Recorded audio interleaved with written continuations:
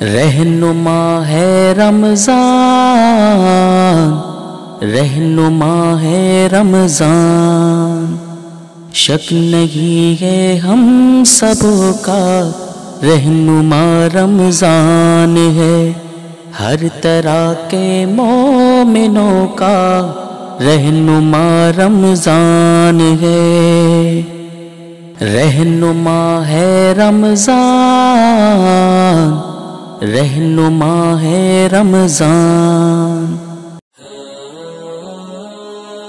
رہنما T V کو subscribe کرنے کے بعد بیل آئیکن پر کلک کرنا نہ بھولیں۔ السلام علیکم ورحمۃ اللہ وبرکاتہ۔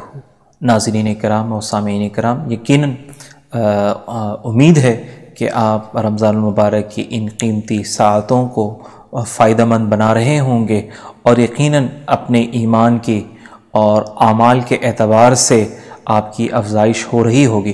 ناظرین کرام، ایک اور سیشن کے ساتھ، ایک اور پروگرام کے ساتھ رہنما ہے رمضان میں آپ کا ہوسٹ محمد ثاقب علی آپ کے سامنے حاضر خدمت ہوں۔ ناظرین کرام، ہم نے دیکھا کہ وطن عزیز میں پچھلے کچھ دنوں سے جو ہے وہ عورتوں کے حوالے سے آوازیں چند حلقوں کی جانب سے اٹھ رہی تھیں، اور وہ آوازیں حقوق کے نام پر اور مختلف قسم کے نعرے اس میں آویزہ ہم نے دیکھی۔ ناظرین کرام، اسی کو آج ہم نے موضوع بنایا ہے، کیونکہ اس میں کوئی شک کی بات نہیں ہے کہ جب سے اسلام کا دورہ ہوا ہے، روز اول سے، اور رسول نبی کریم صلی اللہ علیہ وسلم کی آمد ہوئی ہے، ان کی آمد کے بعد سے ہی اللہ سبحانہ و تعالیٰ نے عورتوں کے حوالے سے ایک بہترین اور ایک منظم اور ایک احسن انداز سے ان کو زندگی گزارنے کے لیے طرح طرح کے حقوق اللہ تعالیٰ نے عنایت فرمائی، جس میں ہم سورہ نساء کے اندر بھی پڑھتے ہیں اور دیگر جگہوں پر، اور اسی طرح پیغمبر کبریہ احمد مجتبیٰ محمد مصطفیٰ صلی اللہ علیہ وسلم کی احادیث مبارکہ میں بھی ملتی ہیں۔ اسی کو آج ہم نے موضوع بنایا ہے، اور آج ہمارے مہمان ہوں گے جامعہ کراچی کے assistant professor doctor Muhammad Ishaq عالم صاحب۔ تو ہم ان سے چند گزارشات اور چند سوالات عورتوں کے حقوق سے متعلق اور ان نعروں سے متعلق اور اس کے ضمن میں کچھ خرابیاں ہیں ان سے متعلق وہ سوالات ہم ان کے سامنے پیش کریں گے۔ ناظرین کرام، سب سے پہلے ہم اس پروگرام کا باقاعدہ آغاز کرتے ہیں تلاوت کلام پاک سے۔ تو تلاوت کلام پاک میں پیش کرنے کے لیے ہمارے آج کے جو مہمان قاری صاحب ہیں، وہ قاری قیام الدین مالکی صاحب ہیں، تو میں ان سے ملتمس ہوں کہ وہ تلاوت کلام پاک سے باقاعدہ اس پروگرام کا آغاز فرمائیں۔ اعوذ باللہ من الشیطان الرجیم،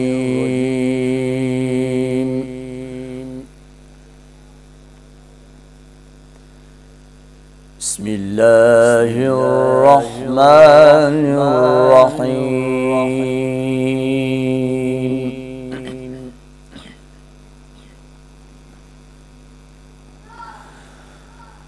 وَلِلَّهِ مُلْكُ السَّمَاوَاتِ وَالْأَرْضِ وَاللَّهُ عَلَى كُلِّ شَيْءٍ قَدِيرٌ۔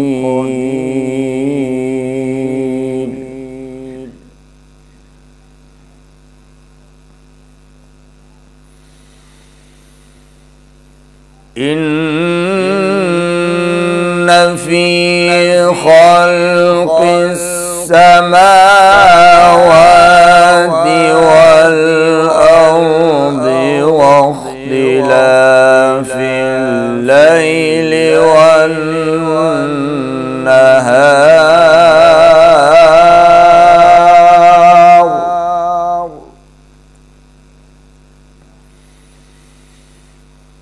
واختلاف الليل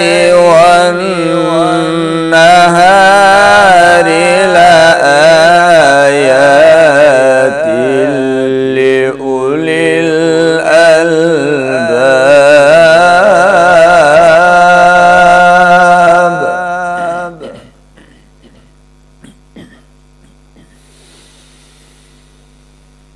وللہ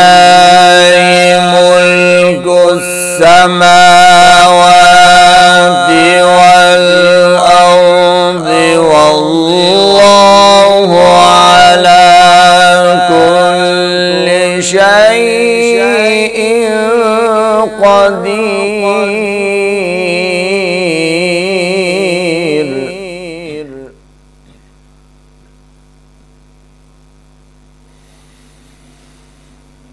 إن في خلق السماوات والأرض واختلاف الليل والنهار لآيات لأولي الألباب.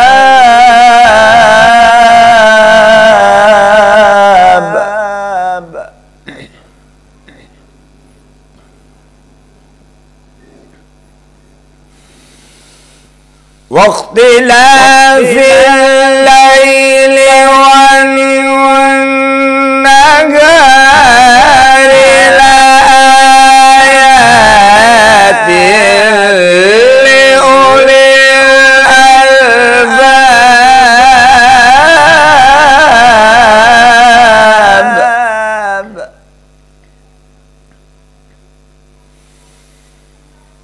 واختلاف الليل والنهار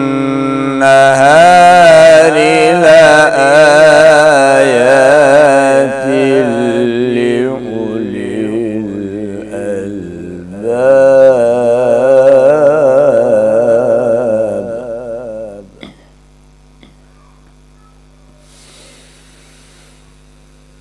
واختلاف الليل والنهار لآيات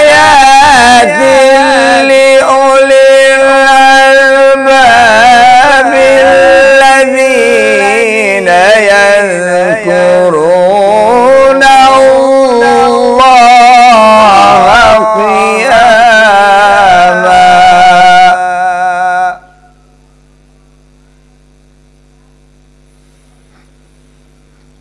الذين يذكرون الله قياما وقعودا وعلى جنوبهم.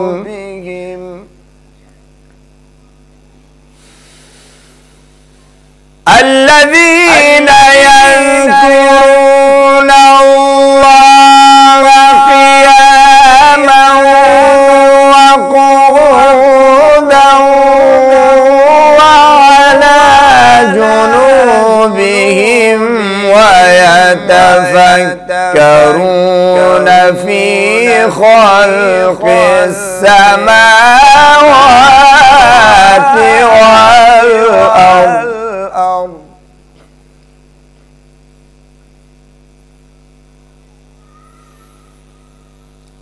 ربنا ما خلقت هذا باطلا سبحانك فقنا عذاب النار.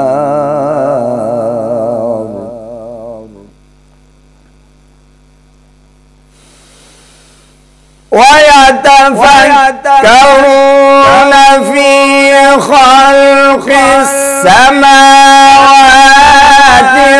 والأرض ربنا ما خلقت هذا باطلا سبحانك فقنا عذاب النار.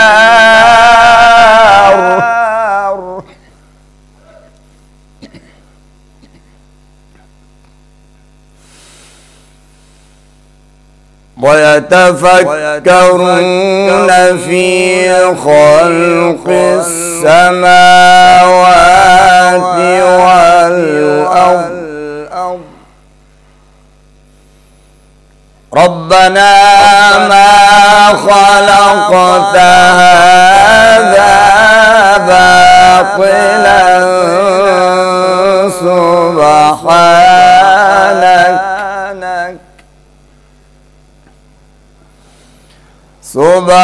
سبحانك فقنا عذاب النار.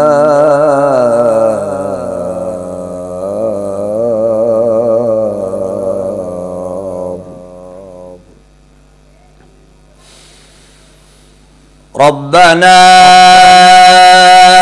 إنك من تدخل النار فقد أخزيته. ربنا إنك من تدخل النار فقد أخزيته وما للظالمين من أنصار.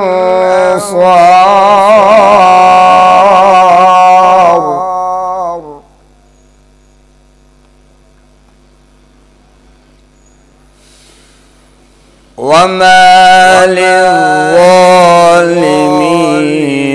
من أنصار.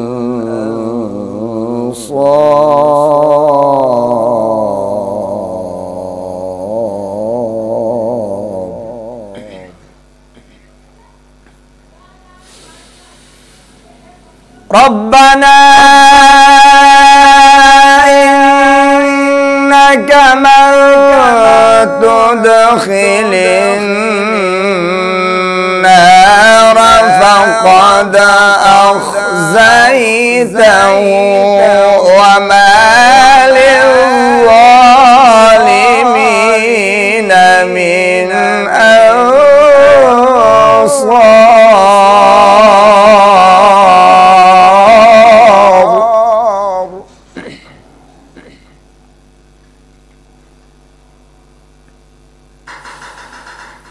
ربنا إننا سمعنا مناديا ينادي للإيمان أن آمنوا بربكم فآمنا.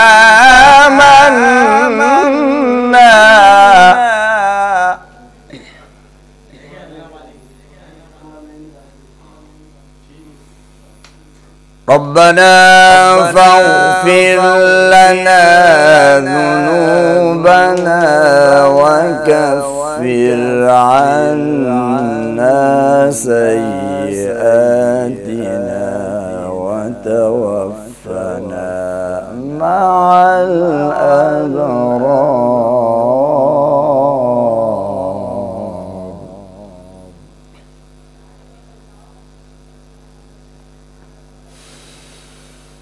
ربنا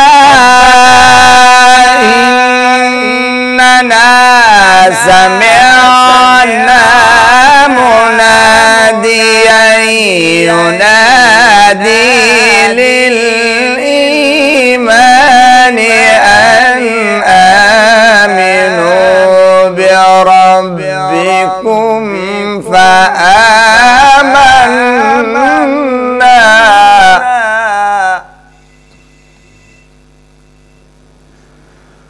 ربنا فاغفر لنا ذنوبنا وكفر عنا سيئاتنا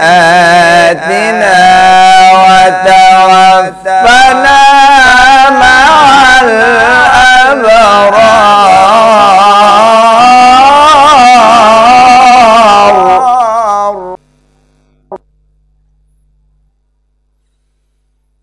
ربنا وآتنا ما وعدتنا على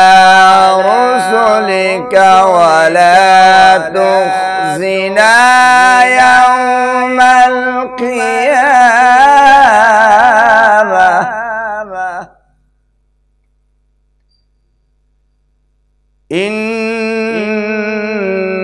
إنك لا تخلف الميعاد.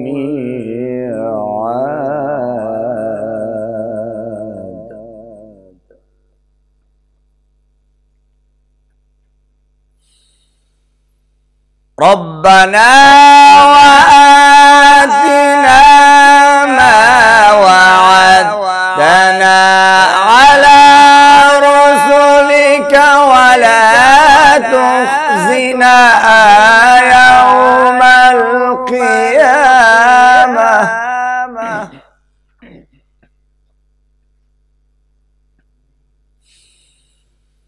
ربنا وآتنا ما وعدتنا على رسلك ولا تخزنا يوم القيامة إنك لا تخلف الميعاد.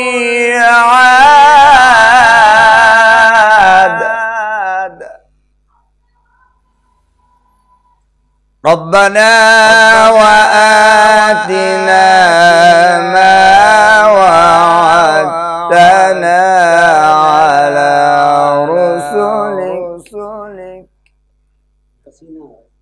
على رسلك ولا تخزنا يوم القيامة إنك لا تخلف الميعاد.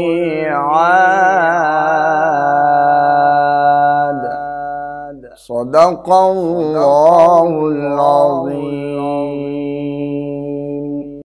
ماشاءاللہ، جزاک اللہ. بہت ہی خوب قاری قیام الدین صاحب تلاوت کلام پاک پیش کر رہے تھے.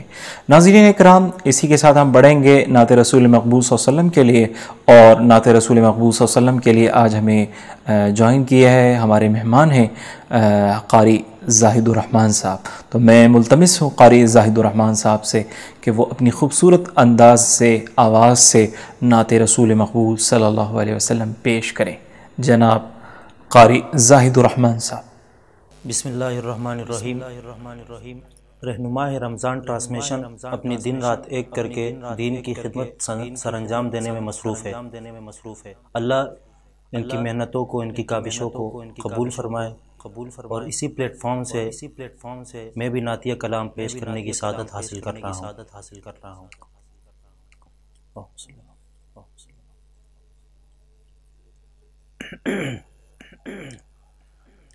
رخ مصطفیٰ کو دیکھا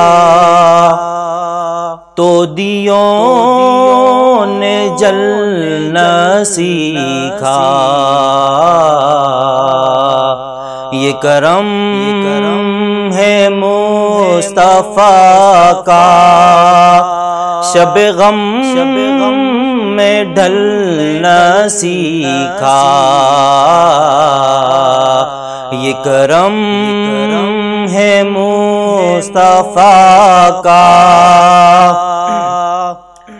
یہ زمین رکی ہوئی تھی، یہ فلک تھما ہوا تھا.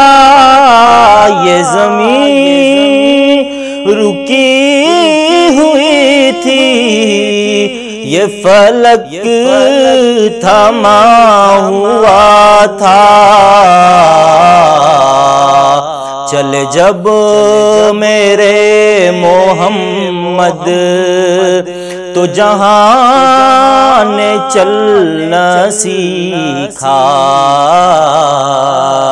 یہ کرم ہے مصطفیٰ کا، شب غم میں ڈھلنا سیکھا.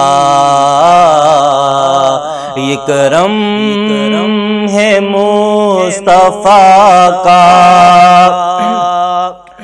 بڑا خوش نصیب ہوں میں، میری خوش نصیب دیکھو، بڑا خوش نصیب ہوں میں، میری خوش نصیب دیکھو، شہ انبیاء کے ٹکڑوں پہ میں نے پلنا سیکھا، یہ کرم ہے مصطفیٰ کا، شب غم میں ڈھلنا سیکھا، یہ کرم ہے مصطفیٰ کا،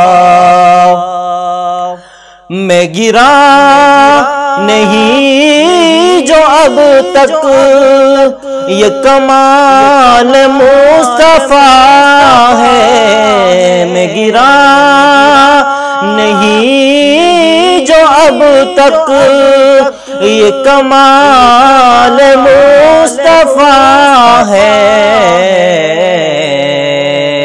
میری ذات نے نبی سے صدا سنبھلنا سیکھا، یہ کرم ہے مصطفیٰ کا، شب غم میں ڈھلنا سیکھا،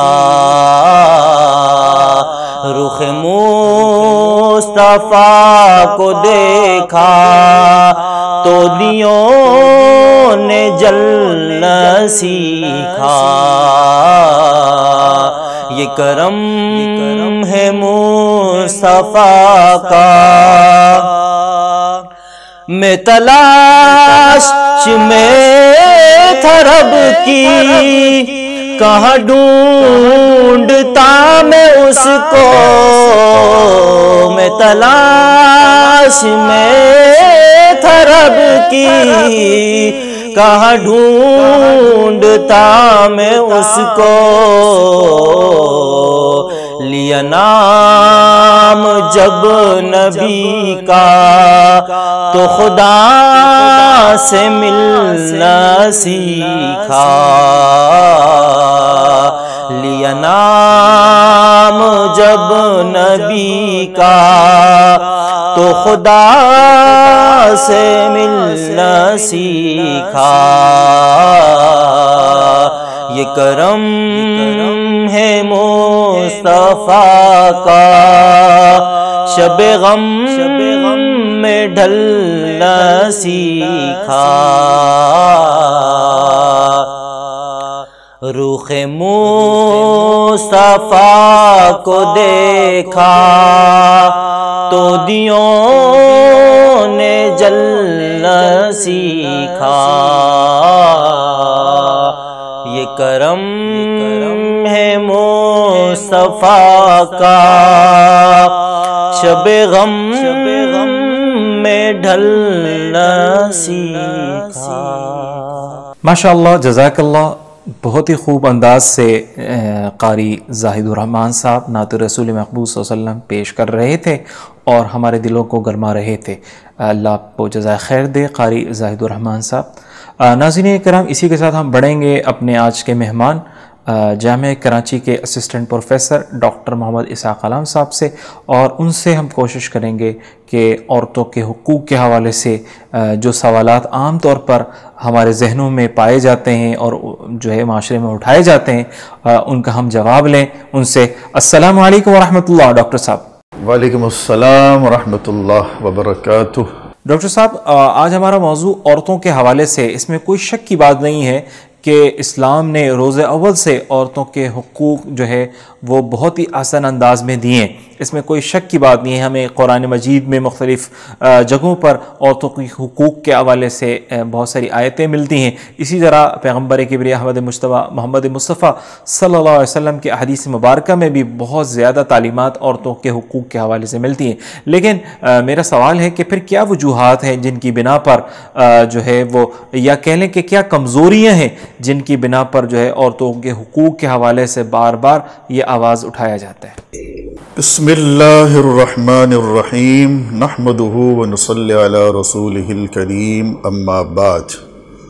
اس حوالے سے سب سے اہم بات یہ ہے کہ یہ سمجھنے کی ضرورت ہے کہ جس چیز کو کسی بھی طبقے کے لیے ہم حقوق یا رائٹس کا نام دیتے ہیں، آیا وہ واقعی حقوق یا رائٹس ہیں، یا وہ حقوق کے نام پر ذمہ داریاں ہیں، بوجھ ہے، ڈیوٹیز میں اضافہ ہے.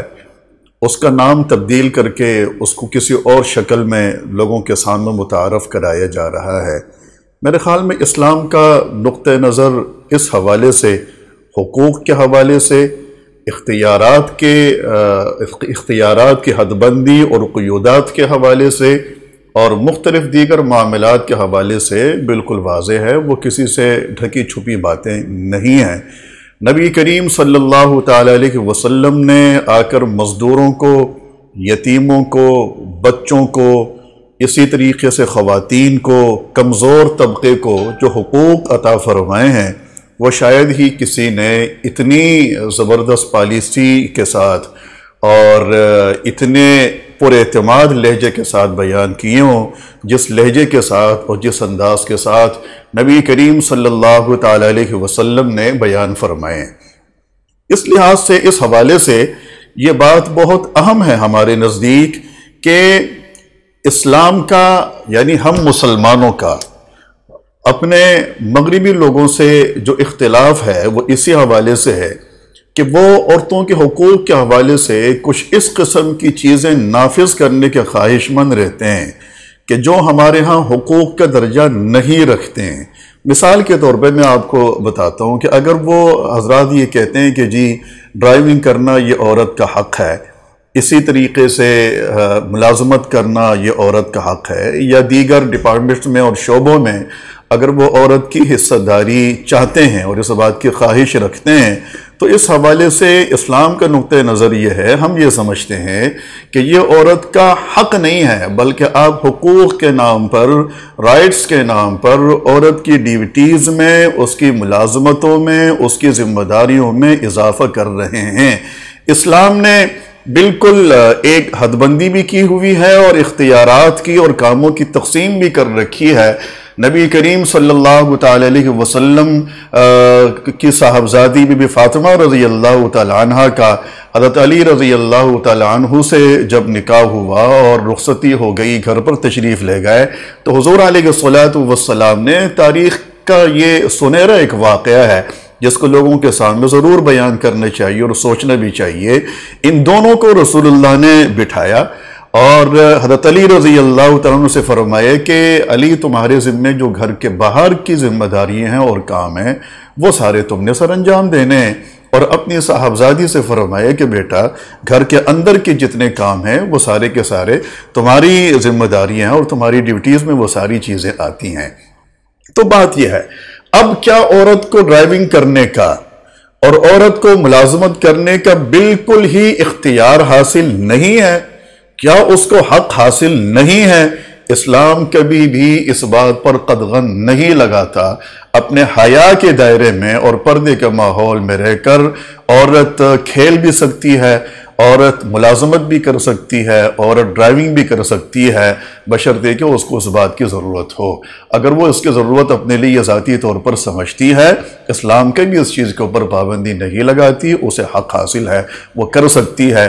لیکن جہاں ان کاموں کی وجہ سے ماحول تباہی کا شکار ہوگا اور جہاں ان کاموں کی وجہ سے نظام متاثر ہوگا سوسائٹی کا تو وہاں پھر اسلام اس چیز کے اوپر آبجیکشن کرتا ہے، اس کے اوپر اعتراض اٹھاتا ہے کہ یہ کام ٹھیک نہیں ہے۔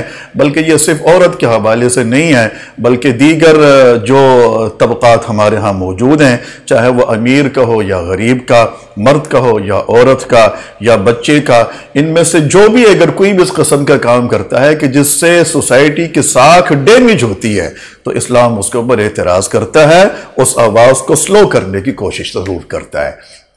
اور اس حوالے سے ایک مزید بات کی طرف جانا چاہوں گا، وہ یہ ہے کہ مغرب کی جو کوشش ہے وہ مکمل یہ ہے کہ اس نے ہمارے فیملی سسٹم کو تباہ کرنا ہے۔ ہمیں نبی کریم صلی اللہ تعالی علیہ وسلم کے طفیل آپ کا معرفت ایک بہترین فیملی سسٹم ملا ہے۔ مغرب یہ کہتا ہے کہ جی سوسائٹی کی بنیاد فرد کے اوپر ہے یا فیملی کے اوپر ہے۔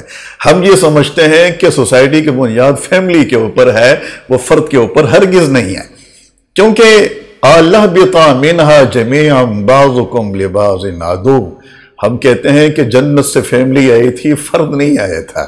بی بی حوا بھی تشریف لائے تھیں، حضرت آدم علیہ السلام بھی تشریف لائے تھے۔ تو ہمارا حیاداری کا ماحول، ہماری ثقافت، ہمارا لباس، ہماری زندگی سے ریلیٹڈ جتنی بھی چیزیں ہیں یہ ساری نیچرل ہیں، ساری طبیعتی ہیں، ایک مزاج ہے۔ اور ہمارے اوپر جو نظام مسلط کرنے کی کوشش کی جاتی ہے وہ مردوں کے اور عورتوں کے یعنی انسانیت کے مزاج کے بالکل خلاف ایک چیز ہے۔ آج جو مغرب کے بڑے بڑے دانشور ہیں جن میں سے گورباچوف کا نام آتا ہے، اور اسی طریقے سے برطانوی جو وزیر اعظم تھے جان میجر، وہ بھی مغرب کے بہت بڑے دانشور ہیں۔ ان سب حضرات نے اس بات کی کوشش کی ہے کہ کسی نہ کسی طریقے سے عورت دوبارہ اپنے گھر کا حصہ بن جائے اور ہمارا جو فیملی سسٹم تباہی کا شکار ہے وہ دوبارہ ٹھیک ہو جائے۔ لیکن وہ حضرات اس چیز میں اتنے آگے نکل چکے ہیں کہ اب ان کے لیے واپسی کا راستہ ناممکن سمجھ لیں، یا پھر ناممکن نہ ہو تو بہت زیادہ مشکل ضرور ہے۔ لیکن اسلام کا جو فیملی سسٹم ہے وہ نبی کریم صلی اللہ علیہ وسلم کے طفیل آپ کے معرفت جو ہمیں نصیب ہوا ہے اس پر اللہ سبحانہ و تعالیٰ کا جتنا شکر ادا کیا جائے بہت۔ ماشاءاللہ، جزاک اللہ ڈاکٹر صاحب۔ ڈاکٹر صاحب ایک سوال ہے، وہ سوال یہ ہے کہ کیا وجہ ہے کہ ہم آئے دن جو ہے وہ گھریلو تشدد کے حوالے سے دیکھتے ہیں، عورتوں کے حوالے سے کہ عورتوں پر جو ہے وہ تشدد ہو رہا ہے۔ تو میرا سوال یہ ہے کہ قرآن و سنت کی روشنی میں اس کا کیا حل ہے کہ عورتوں پر جو آئے دن تشدد ہو رہا ہے اس سے ہم کس طرح جو ہے نبرد آزما ہو سکتے ہیں اور کس طرح اس کی روک تھام ہو سکتی ہے؟ اس کے لیے جو ہے ہمارے عوام الناس کو رہنمائی فرمائیں۔ مسئلہ ایک بہت بڑا یہ ہے کہ دین، اتنا خوبصورت دین اسلام کی صورت میں اللہ پاک نے ہمیں عطا فرمایا ہے کہ اس میں ہر شخص کی اور ہر شعبے سے تعلق رکھنے والے فرد کی ذمہ داریاں اللہ سبحانہ و تعالیٰ نے اور نبی کریم صلی اللہ تعالی علیہ وسلم نے بیان فرما دی ہیں۔ لیکن جو مسئلہ ہے بنیادی طور پہ وہ یہ ہے کہ میں جس شعبے سے تعلق رکھتا ہوں مجھے علم ہی نہیں ہے کہ میری ذمہ داریاں کیا ہیں۔ بحیثیت مرد کے مجھے اس بات کی خبر نہیں ہے کہ میری ذمہ داریاں کیا ہیں۔ عورت کو بحیثیت عورت کے اس بات کی خبر نہیں ہے کہ اس کی ذمہ داریاں اس گھر میں یا اس سماج میں، اس معاشرے میں کیا ہیں۔ اولاد کو معلوم نہیں ہے کہ اس گھر میں ہماری ذمہ داریاں کیا ہیں۔ دین سے دوری، حقائق سے لا علمی، یہ وہ معاشرے کے پھیلے ہوئے ایک ناسور ہیں، وہ امراض اور وہ بیماریاں ہیں کہ جن کی وجہ سے صرف گھر میں تشدد نہیں، سوسائٹی کے سطح پر بھی تشدد ہوتا ہے اور مختلف شعبہ جات میں تشدد ہوتا ہے، اور جہاں ہم جاتے ہیں ہمیں مختلف جگہوں کے اوپر تشدد ہوتا نظر آتا ہے۔ وجہ اس کی بنیادی طور پر یہی ہوتی ہے کہ ہمیں اپنی ذمہ داریوں کا احساس نہیں ہوتا۔ باس کی اپنی ذمہ داریاں ہوتی ہیں، نیچے جو لیبر طبقہ ہوتا ہے ان کی اپنی ذمہ داریاں ہوتی ہیں۔ یہ سارے لوگ اپنی ذمہ داریاں نبھا کر چلتے ہیں تو کوئی تشدد بھی نہیں ہوتا، کوئی اختلاف، کوئی نزاع بھی نہیں ہوتا۔ اگر کوئی نزاع ہوتا بھی ہے تو اس کو ٹھیک طریقے سے، آسان طریقے سے سولو کرنے کی کوشش کر بھی لی جاتی ہے اور وہ سولو ہو بھی جاتی ہے۔ لیکن گھریلو جو تشدد ہوتا ہے، چونکہ ہمارے ہاں گھریلو اور خاندانی فیملی سسٹم بہت اہمیت رکھتا ہے، تو اس کا تشدد اور اس کی ناچاقیاں، اس کے اختلافات ہمیں برداشت نہیں ہوتے ہیں، اور یقینی طور پر ہمیں وہ برداشت ہونے بھی نہیں چاہیے، کیونکہ گھریلو تشدد کا اثر پڑتا ہے آپ کے خاندان کے اوپر، اور خاندان کی تباہ کاریوں کا اثر پڑتا ہے آپ کی سوسائٹی کے اوپر، اور پھر یہ چیزیں، یہ برائیاں پھیلتی چلی جاتی ہیں۔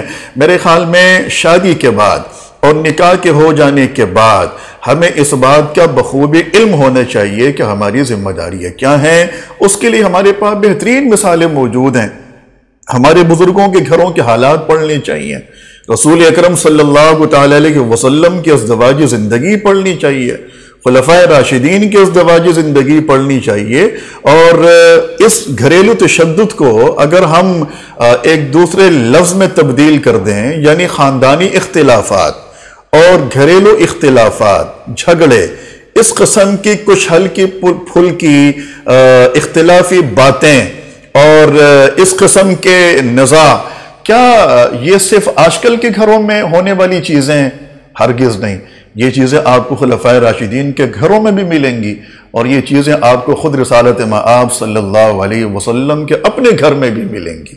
باقاعدہ احادیث میں، روایات میں چیزیں موجود ہیں، لیکن ہمیں ان چیزوں کو پڑھنا چاہیے کہ جب ان عظیم ہستیوں کے گھروں میں اختلاف ہوتا تھا اپنی ازواج کے ساتھ اور اپنی بیویوں کے ساتھ، تو یہ کس انداز سے اپنے اختلافات کو سلجھانے کی کوشش کرتے تھے۔ بڑوں کو بٹھایا جاتا تھا، سربراہان کو بٹھایا جاتا تھا۔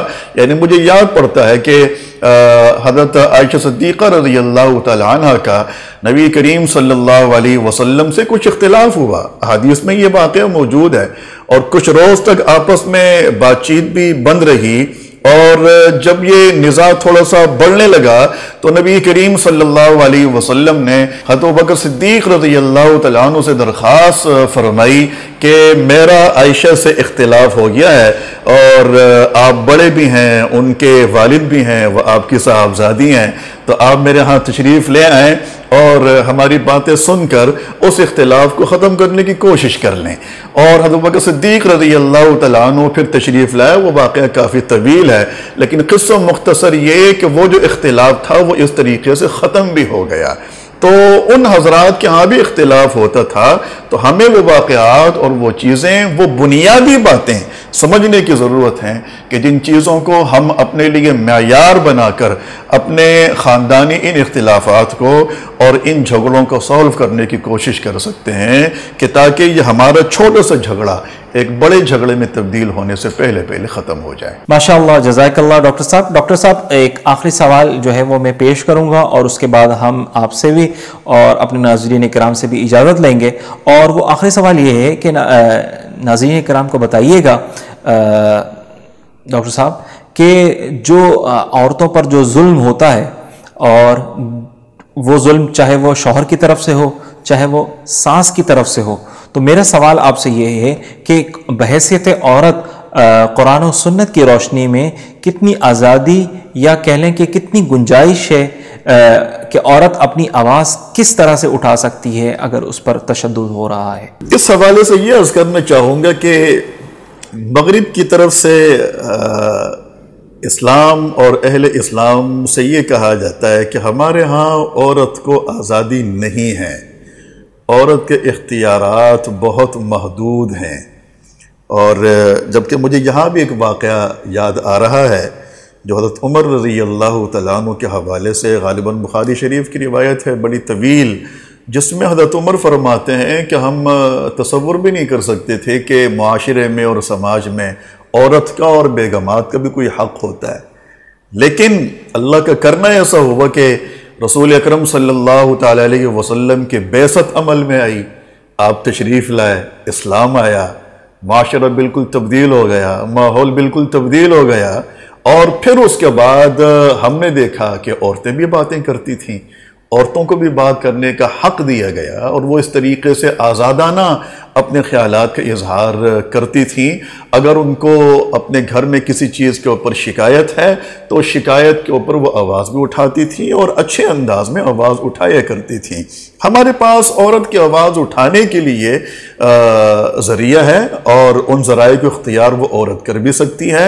عورت کے بات چیت کرنے کے اوپر قطعاً کوئی پابندی نہیں ہے، اور اگر عورت اس مرد سے الگ ہونا چاہتی ہے، اس گھر سے اپنے آپ کو الگ کرنا چاہتی ہے، تو مرد کے پاس طلاق کا اختیار ہے، اور صرف طلاق کا اختیار ہے، اس کے علاوہ اس کے پاس کوئی اختیار نہیں ہے۔ عورت کو اگر اسلام نے طلاق کا اختیار نہیں دیا تو عورت کے پاس اس کے علاوہ 2-3 قسم کے اختیارات اور ذرائع ہیں۔ ایک، اس کے پاس خلا کا راستہ ہے، وہ طلاق کا مطالبہ کرنے کا حق رکھتی ہے، یہ حق اس کو اسلام نے دیا ہے۔ اور دوسرا سورہ نساء میں اللہ سبحانہ وتعالی نے جو ایک ضابطہ بیان فرمایا ہے، وَإِنْ خِفْتُمْ شِقَاقَ بَيْنِهِمَا فَابْعَثُوا حَكَمًا مِّنْ أَهْلِهِ وَحَكَمًا مِّنْ أَهْلِهَا، جانبین سے حکمین بیٹھتے ہیں اور وہ اس مسئلے کو، اس اختلاف کو ختم کرنے کی کوشش کرتے ہیں۔ یہ عورت کے پاس دوسرا ذریعہ ہے۔ اور تیسرا ذریعہ عورت کے پاس تنسیخ نکاح کا بھی ہے، عدالت کا ہے، کورٹ کا ہے۔ وہ کورٹ جا کر اپنا مقدمہ وہاں جا کر پیش کر سکتی ہے اور اس مرد سے اور اس گھر سے چھٹکارا حاصل کر سکتی ہے۔ تو ایسا ہرگز نہیں ہے کہ دیگر مذاہب کی طرح اسلام میں عورت کے اوپر کوئی اتنی زیادہ پابندی رکھ دی گئی ہو کہ عورت کا نکاح ہو جانے کے بعد وہ کسی بھی طور سے اس نکاح سے اپنی جان نہیں چھڑا سکتی، وہاں سے آزاد ہو کر نہیں جا سکتی، یا اگر وہ اس گھر میں رہنا چاہتی ہے تو وہ اپنے ساتھ ہونے والی زیادتیوں کے حوالے سے کوئی آواز نہیں اٹھا سکتی۔ ایسا ہرگز نہیں ہے۔ عورت کو آواز اٹھانے کا حق ہے۔ عورت کی اسلام میں ایک بہت بڑی تعظیم ہے، ایک بہت بڑا ادب و احترام ہے۔ ایک چھوٹی سی بات ذہن میں آئی ہے، وہ کرتے جاؤں، وہ یہ کہ اسلام نے عورتوں کے جو حقوق بیان کیے ہیں، ان حقوق کے پیچھے عورت کا ایک بہت بڑا ادب و احترام ہے، عورت کی عزت ہے، عورت کی ایک تعظیم ہے۔ لیکن ہمارے مقابلے میں مغرب جو عورتوں کے حقوق بیان کرتا ہے، اس میں ہرگز ایسی بات نہیں ہے۔ اس میں وہاں پر عورت کی تعظیم کی بات نہیں ہوتی، عورت کا ادب و احترام نہیں ہے، بلکہ وہاں عورت کا فیملی سسٹم برباد ہے، تباہ ہے، اور اسی طریقے سے عورت کی ڈیوٹیز میں اور اس کی ذمہ داریوں میں اضافہ ہے۔ بہرحال یہ کچھ باتیں تھیں میرے ذہن میں جو میں نے آپ حضرات کے سامنے کر دی ہیں، اور آپ حضرات کا اور رہنما ٹی وی کے جو ممبران ہیں، جو اس کے ورکرز ہیں، جو اس کی دیکھ بھال کرنے والے لوگ ہیں، چاہے وہ اپنی جسمانی محنت کے ذریعے سے ہو یا دعاؤں کے ذریعے سے ہو یا فنڈز کے ذریعے سے ہو، سب مبارکباد کے مستحق ہیں۔